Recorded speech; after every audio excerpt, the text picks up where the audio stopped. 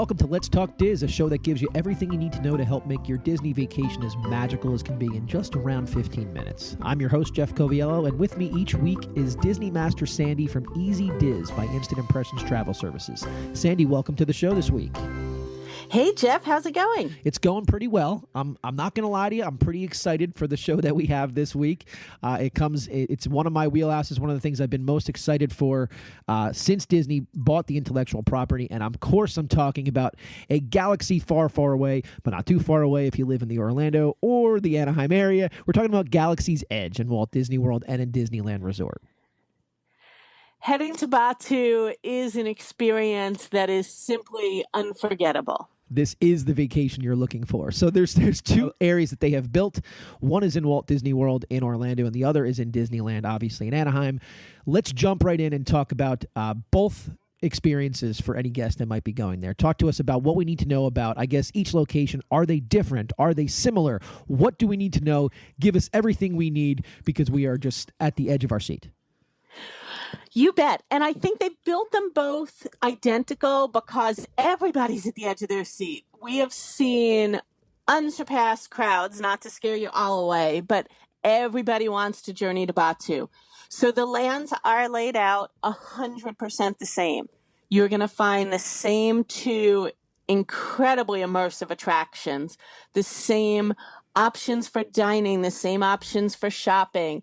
It's all there. It's pretty much a mirror image. I will give you one big difference. And those of you listening to the show today, this was taped late January 2020. And so had we talked about this weeks ago, we would have said they were totally identical. But as of January 23rd, 2020, I am super excited to say that Millennium Falcon Smugglers Run at Walt Disney World only offers Fast Pass for planning purposes. So that's a huge difference. They're not offering that currently, as you said, towards the end of January. We're recording this show. They're not offering Fast Pass for Millennium Falcon Smugglers Run in Disneyland, but they are in Disney World. Correct. So Disneyland has Max Pass, and we have another show that's all devoted to explaining Fast Pass versus Max Pass. But Fast Pass is 60-day in advance reservations. That's at Walt Disney World. And again, now that is an option for Millennium Falcon Smugglers Run. Max Pass is an add-on at Disneyland for day of Fast Pass reservations, but it is not included in Galaxy's Edge out in Disneyland. Okay, so there's two main attractions as far as actual rides that go in both California and in Orlando. So we had talked a little bit about how there's a Fast Pass for Millennium Falcon Smugglers Run. There's also Rise of the Resistance. And so anybody that's been following along, and if you're listening to this podcast, odds are you are following along with how things are going inside the parks pertaining specifically to Galaxy's Edge and Batuu. Rise of the Resistance is currently handled very differently. Can you talk to us a little bit about this concept of boarding groups that they're doing for Rise of the Resistance? It is very different, and I will definitely tell you it's a mixed blessing. I'm kind of on the fence how I feel about it. So I think of boarding groups as a same-day bonus Fast Pass.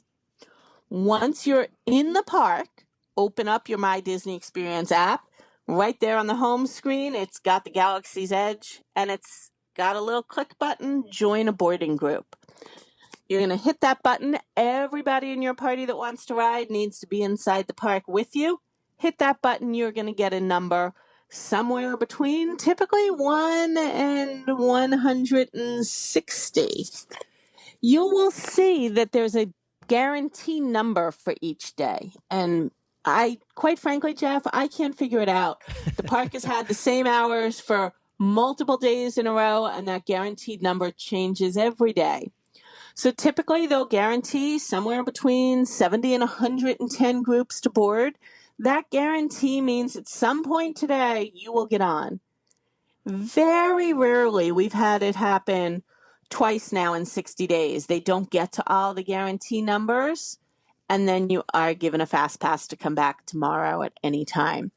They also then do backup boarding groups. Those are higher numbers. If everybody gets to ride today and they have time, they'll put the backup boarding group numbers on. We've also seen now 3 different evenings where they've gotten through all the boarding groups and all the backup boarding groups. And the next thing I'm going to say makes me really sad.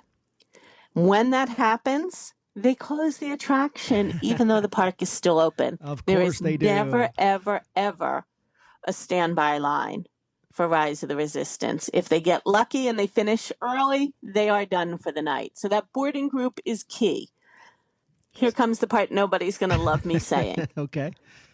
Boarding groups are a free option for guests, but we call it sell out. There are no more available, typically within 7 to 15 minutes of the park opening for the guaranteed group, and anywhere from 30 minutes to 120 minutes, and they are out of backup numbers. So if getting on Rise of the Resistance is your number one priority, I suggest getting the family up and being to the park about an hour before park opening.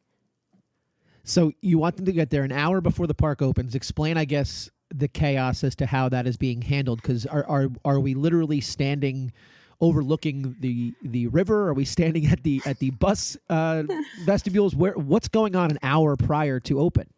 You bet. And I have to say, Disney is phenomenal with handling people. I would not put the word chaos in it. I would say high energy and anxiety. I got several text messages starting at 5:45 the other day from a guest who was online and super excited to be going in, but super nervous that he woke his entire family at 5 a.m. And what if they didn't get on? The force is strong with that family. It is. So opening times and closing times at Disney are a little bit unique. Opening time is the time that the attractions actually will start running and people are free to go anywhere in the park. But Disney came to a great realization. If there are 2,000 people waiting to get in at opening time, we know that everyone's got to scan their ticket or their magic band and put their thumbprint down to get in. It could take 25 or 30 minutes from the time that they open just to get everybody in the park. So they have a pre-opening procedure. They will open security. You'll get through your bag check. They'll even scan your magic band. And in the case of Hollywood Studios, they open the park only on Hollywood Boulevard. So you're limited to that one street. That means, yes, you can pop in and get your Starbucks because it is early, but you're not able to actually queue up at any ride or, explore the park. You're going to be on Hollywood Boulevard. You'll get in typically as early as 30 minutes before the park opens, sometimes more like 15 or 20. But that electronic switch that they flip to open up that boarding group doesn't happen till the minute that the park opens. Okay, so if you're in the park, you need to be waiting for the official park opening time, and that's when you can access that on your My Disney Experience app. So the question I have for you then is, let's say that I get in there, I do everything that you've suggested, I've followed every advice I can that my travel services professional over at Easy Diz has given me, and I get a boarding group. I am boarding group 45 for the day. How do I know when to come back to board with boarding group 45? Do they give me a time then? Do they use the force to get the information to me later? How does this work? Well, boarding group 45, you did well, Jeff, and I hope the wife and kids are all still speaking to you. It's a good number to pull. And the answer is, it's a little tricky to estimate. We give clients an estimate. We'll often have them shoot us an email that says, hey, I got 45. Do you have any ideas? The reason that we're using boarding groups for this attraction, it is like no other. It adds more different ride systems than any attraction ever has. So the term that Disney likes to use is magical enhancements. We sometimes midday find it needs to be magically enhanced. That might mean 45 minutes, 55 minutes, 65 minutes that nobody's able to ride. That's why you're given a boarding group number, not a specific time, because that boarding group number might be called at 10 o'clock today, and it might be called at 11:30 tomorrow.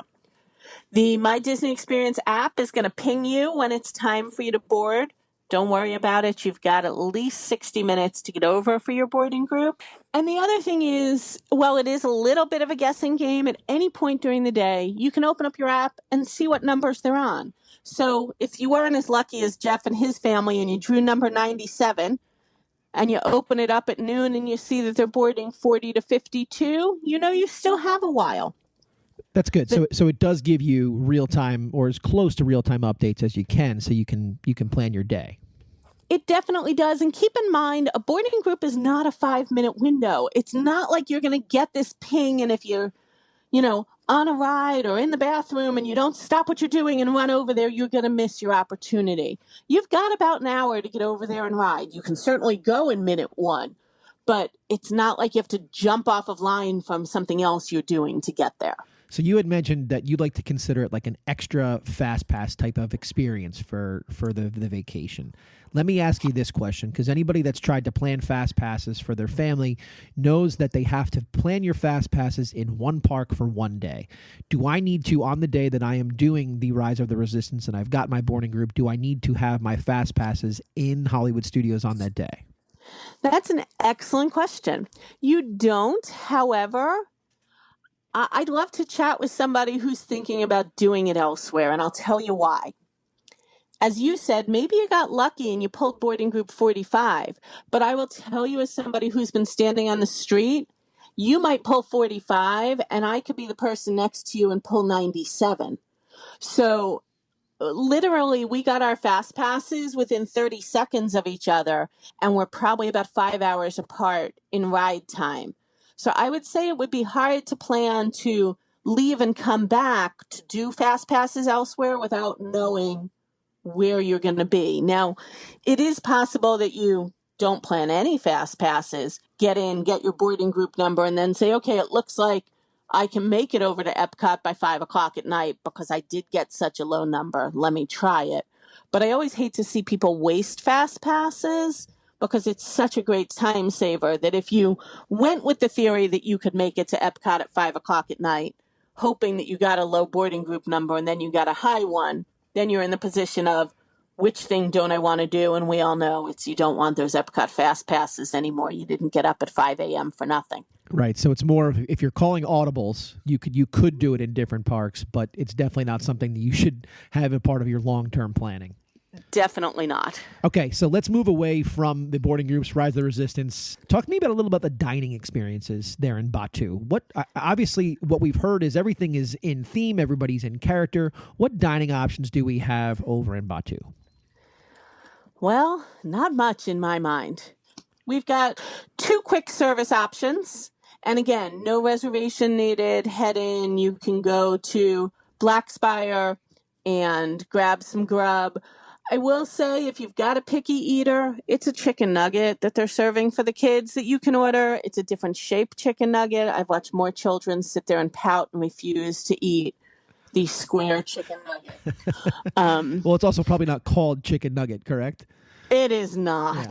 So we all know how our picky eaters can be. And again, one of the things I love about Disney is you can pretty much walk in anywhere if you want to see it so that you can be there, check it out. I'm even a picky eater myself as an adult. Food has to look the way I expect it to look. If you have any doubt about your kid, stand by where people are walking with their food. Make sure your child's going to eat their lunch before you spend for it. The other thing that's pretty unique in that area is Uga's Cantina. As its name implies, it serves drinks and very light bites. It is not what I would consider a breakfast, lunch, or dinner option, even though it's open all day. The big attraction there is DJ R3X, and he is our built droid that spins the tunes for us all day. Unique to the Cantina also is it is the only bar-type experience on property that requires a reservation to get in. So again, you're going to want to make those reservations 180 days in advance or keep popping on the app to see if you can get a last-minute entry. Good to know. So no formal sit-down dining experience within Galaxy's Edge? There is not. Okay, so that's good to know.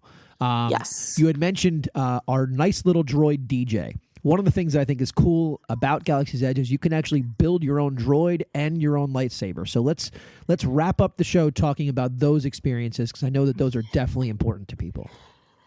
And again, kind of unique that you have to make a reservation to purchase a souvenir. But the thing I love about that it eliminates disappointment. Have the reservation, you know you're going to be able to get it. The Droid Depot, all different parts come down the conveyor belt. You pick what you want to see. Do you want your droid to be orange or purple or white? Pick all the pieces. They'll help you with some very fancy tools, put them all together, and he becomes interactive both in the land and at home. They are being a little strict on both the droid and the lightsaber, that it is limited to one guest who is paying to do the build and one guest watching them. So a family of 5 can't all build one lightsaber. With the droid, it is a little more out in the open and everybody can kind of watch, but everybody wouldn't be able to be hands-on. The lightsaber experience is just incredible. And hop over to our YouTube channel. You can see me in Savi's workshop building my lightsaber. You are brought into this area, so they will be pretty strict about the 2 people maximum per reservation to make one lightsaber. But it really calls to you. Savi explains to you the origin behind the lightsaber and the meaning of all the different colors and the pieces, and you create what speaks to you is how they explain it. Not cheap souvenirs, but definitely incredible experiences. Currently $99 plus tax for your droid and $199 for your lightsaber. So I think it's important what you said there. It's experiences, correct? So you said it's difficult to make a reservation to buy something, but it's not exactly just a souvenir. It's something that you're going and you're spending time with maybe you and your significant other, or maybe you and your son or your daughter to create something that you can then take home that is uniquely yours. That is definitely true. Both experiences are going to be a 20 to 30-minute thing now. Sometimes I know we all feel we stand online to buy something, but this isn't just picking it out, grabbing the preset thing off the shelf. This is truly making something your own. Obviously, as in the spirit of Disney, as Walt had said, nothing is ever finished. So we're recording this show near the end of January of 2020. They've rolled out a tremendous amount of stuff for Galaxy's Edge, but my impression is that as the intellectual property changes and grows, the land has been built to grow and change with it. So as of today, is there anything else that you think we need to know about Galaxy's Edge that we haven't talked about? I would just say, the Coke bottles are made to be droids, so they are also a great souvenir. And while when land first opened, there was a lot of buzz, your Coke bottle and your lightsaber are certainly TSA approved for travel. Yes, that was a little bit of a difficulty in the beginning. So now they've actually gotten on board, so that's good. Sandy, thanks for taking the time this week to talk to us about something that I know lots of people are excited about if they haven't been there yet. And we'll talk next week. Terrific. Thanks so much, Jeff, and bright suns. That's a wrap this week on Let's Talk Diz. Be sure to reach out to the folks at Easy Diz by Instant Impressions Travel Services for any of your Disney destination planning, even in a galaxy far, far away. Make it a great week, and as always, keep making memories.